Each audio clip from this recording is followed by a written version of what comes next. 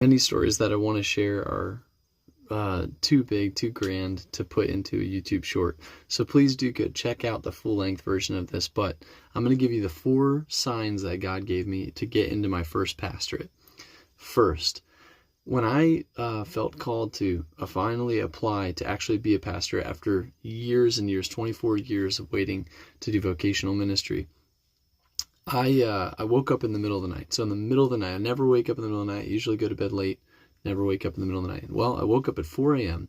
I felt like the Lord was telling me to get online, look for a pastoring position. Now, I had been reading about John Wesley, and I'd specifically said, Lord, the Methodist movement was supposed to be holiness and power and intimacy with God. It's lost its way. I'd love to pastor a Methodist church, even though I am Baptist-costal. I've never set foot in a liturgical church, hardly ever. Well, I go online at 4 a.m. I find a church that's looking for a Methodist pastor. It didn't have education requirements. It fit who I was. It literally said, we want to go back to the teachings of John Wesley. That was sign number 1. Now, I applied to that church, and what was amazing is they already had a pastor, but another church came looking for a pastor the very day I applied. So she comes to me, says, hey, are you Pastor Gabriel? I said, not yet. She said, we might have a need for you at our church. So that listing was actually a mistaken listing, but it got me my foot in the door to this other church. Sign number 2, whenever I was getting ready to then go and see this church that I was interested in pastoring, my wife and I were having a lot of conflict. So I was like, Lord, this is hardly the time for me to get into a pastorate.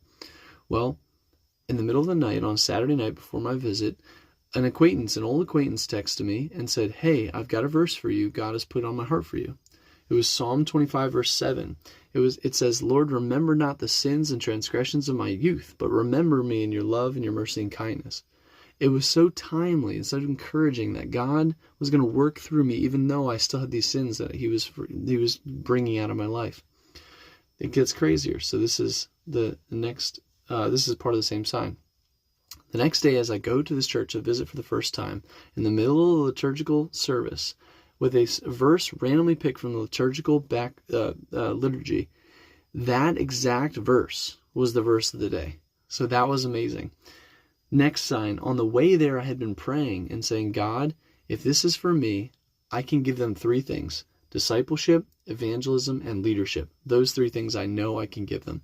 After the service, I sat down with the leaders of that church and I said, what do you guys need? What are you excited about? One of them said, I want you to lead us in evangelism and discipleship.